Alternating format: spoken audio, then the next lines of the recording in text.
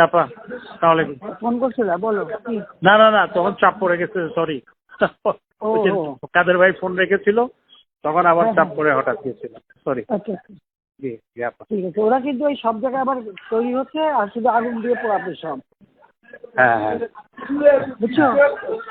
জি আপা, আপনি কাদের ভাইকে যেভাবে নির্দেশ জি জি হ্যাঁ, না সব আমাদের লোক থাকতে হবে, আর ওরা তো আগুন দিয়ে পোড়াবে, তো ওদের বাড়ি গাড়ি আছে, আর সেগুলো পাবলিক দিয়ে পোড়াবে, আর কি করবে? জি জি জি তাহলে অন্য কিছু করে লাভ নেই, তোরা পোড়াবি আর আমরা পোড়াবো। জি রাইট, এটাই ঠিক ফরটাই। হুম, জি জি আপা।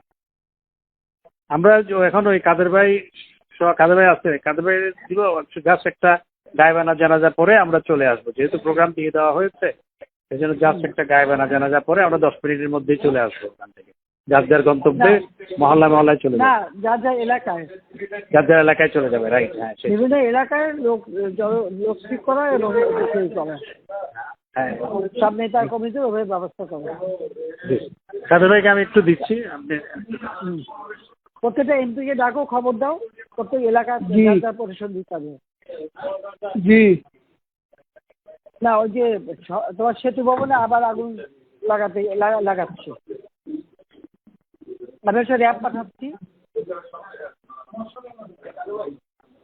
আর আমি বলছি যে যেখান থেকে গ্যাদারিং আছে সব জায়গায় র্যাব দেবে, আর ওরা আগুন দিচ্ছে, ওদের বাড়ি ঘর আছে না, আমাদের বসে থাকার সময় নেই, আমাদেরও বাড়ি ঘরে আগুন দিচ্ছে, ওদেরও বাড়ি ঘরে আগুন পাবলিক দিলে, ওদের ব্যবসা প্রতিষ্ঠান কি কি আছে খুঁজে বার করে। আজকে তাদের একটাই কাজ, সব জায়গায় বসে থাকবে আর খালি আগুন দেবে, কিছু আগুনের ব্যবস্থা আমাদের রাখা দরকার, ওদের সেটাই পুলিশ কমিশনার সে কথাই বলবো। জি, তো আমাদের তো ঠেকাইতে হবে। হ্যাঁ, না আমরা মাঠে না থাকলে পুলিশ ওরা পারবে না, আর এমনি র্যাব পুলিশ হেলিকপ্টার দিয়ে ওখানে ই করবে, বিজিবি বলছি যেতে, বিজিবি একবার আগুন দিচ্ছে পোড়াইছে, আবার আগুন দিচ্ছে, এগুলো কেউ চোখে রাখে না এই দেশে। আমার এই যে অবাক লাগে।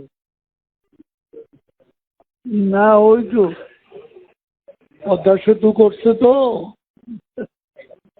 ওই জন্য সেতু ভবনের উপর এত পদ্মা সেতু তোমার টোল প্লাজা পুরাই একটু একেবারে ছাই করে দিচ্ছে, মেট্রো রেল করছে, সব জায়গায় তো কোথায় না আগুন দিচ্ছে তারা।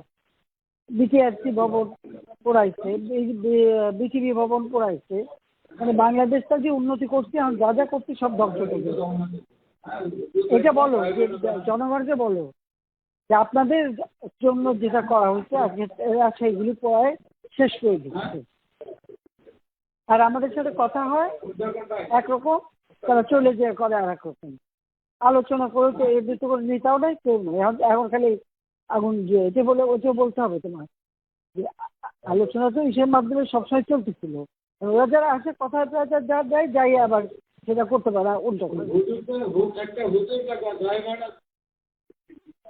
ঠিক আছে। আগাগুলোই তো কথা বলতেছে, বিজেপির সাথে সবসময় তো যোগাযোগও আছে, কথা বলছে, বললে কি হবে? ওরা তো এদের আসলে কোনো ইয়ে নেই, ওরা কথা থাকে না। এরা একটা কথা বলে পরে রাখতে পারে না, উনি যে আর একটা হয়ে যায়, এদের পরামর্শদাতা ফরাদ মাজার, তারপরে যে তোমার আসিফ নজরুল,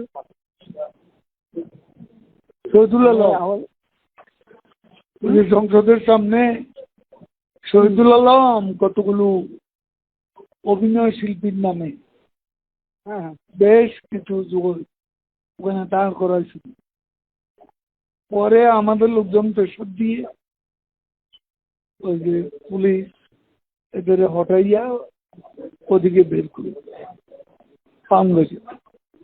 ভালো না, তা অভিনয় যেটা নিয়ে হয়েছিল দাঁড়ায় থাকতো, ওদের আর কি করার ছিল, দাঁড়ায় থাকতো। ওগুলা সংখ্যায় বাড়তেছে, মানে দাঁড় করাইয়া এরপরে সংখ্যায় বাড়তেছে। ও আচ্ছা, এই জন্যই একটা দুরভিসন্ধি।